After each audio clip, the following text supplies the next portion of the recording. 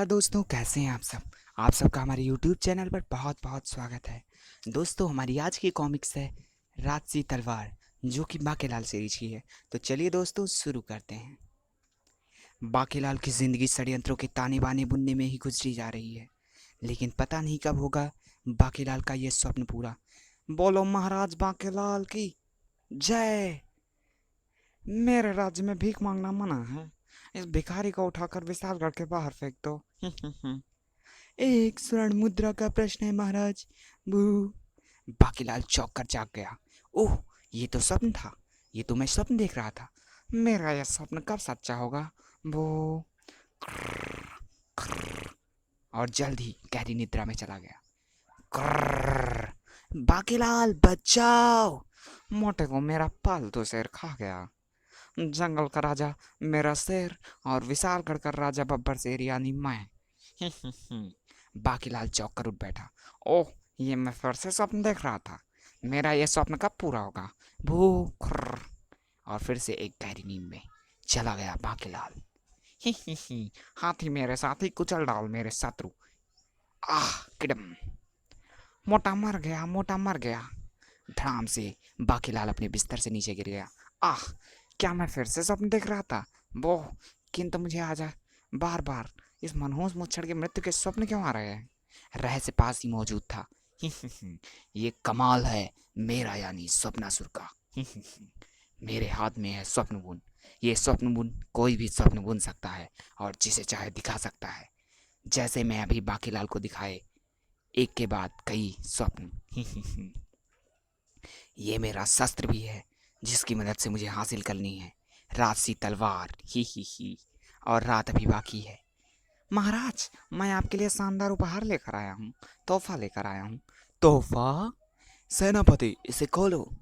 तोहफा हमेशा लेने वाला खोलता है महाराज। ठीक है, मैं ही खोलूंगा। खोल मोटे खोल। तोहफा खुलते ही खचाक। आह, मरा। ये काटा मोटे का सिर। वो मारा पापड़ वाले को। बाकीलाल प्रसन्नता से चीख कर उठ बैठा। अब मुझे राजा बनने से कोई नहीं रोक सकता। ओह, ये भी स्वप्न था। और बाकीलाल जल्द ही निराश हो गया। फिर उछल पड़ा मारी खुशी के। तो क्या हुआ? ये स्वप्न सच भी तो हो सकता है। वो मारा पापड़ वाले को। इस बार योजना स्वप्न वाली ही काम आएगी। स्वप्न वाली योजना से ही मारूंगा मनहूस मुच्छड़ को। ठक ठक ठक ठक। दरवाजे को किसी ने खटखटाया।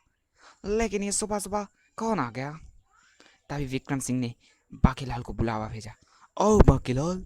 मोटे के चेहरे पर 12 के बजे हैं।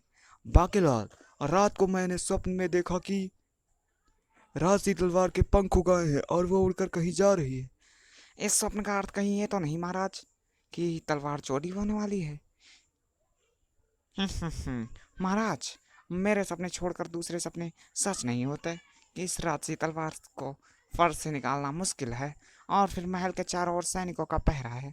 भला सैनिकों के घेरे तोड़कर यहाँ पहुंचने की हिम्मत कौन कर सकता है? और हाँ बाकीलाल, मुझे एक और सपना और आया था। मैं उसे स्नान के बाद सुनूंगा महाराज, क्योंकि आपके बुलाने पर मैं बिना स्नान किए ही चला आया था। राजा विक्रम सिंह ने जो स्वप्न देखा था वो भी सच्चा साबित होने वाला था। मुझे चाहिए विशालगढ़ के राजा विक्रम सिंह की राजसी तलवार। राजसी तलवार लेकर आएंगे मेरे पंख तेंदुआ जी महाराज। तेंदुआ जी महाराज, ये वृक्ष उखाड़ कर दिखाओ। फट फट।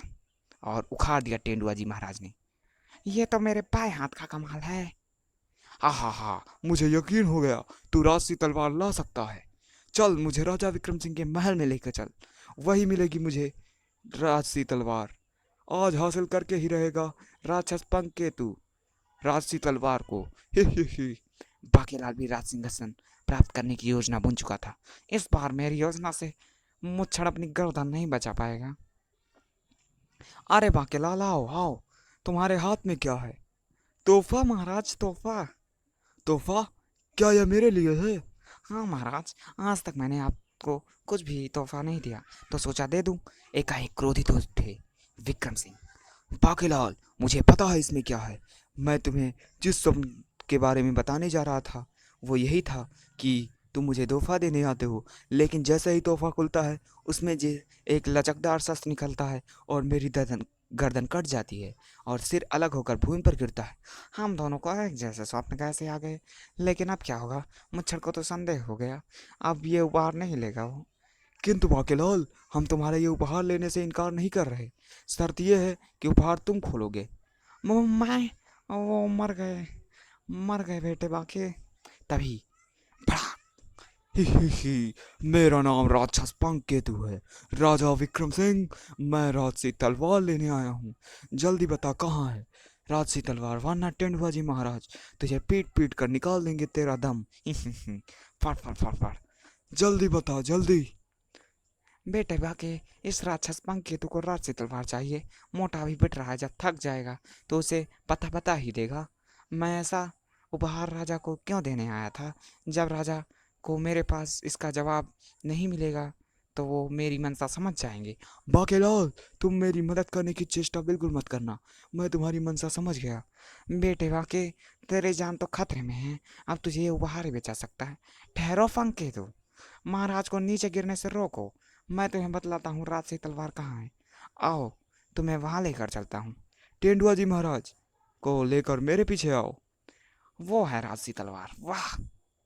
तेंदुआ जी महाराज, विक्रम सिंह को छोड़कर राजसी तलवार फर्श में से उखाड़ लो। ठहरो, बिना इस बक्से को खोले अगर कोई राजसी तलवार छूने की चेष्टा करेगा तो वो भस्म हो जाएगा। इस बक्से में क्या है? इसमें चमेली का तेल है, जैसे हाथ पर मलने के बाद ही कोई व्यक्ति राजसी तलवार उखाड़ सकता है। ओह, ये बात है। लाओ बक्सा मुझे दो। मैं इस चमेली का तेल निकाल कर हाथ पर मलूंगा और निकालूंगा राजसी तलवार।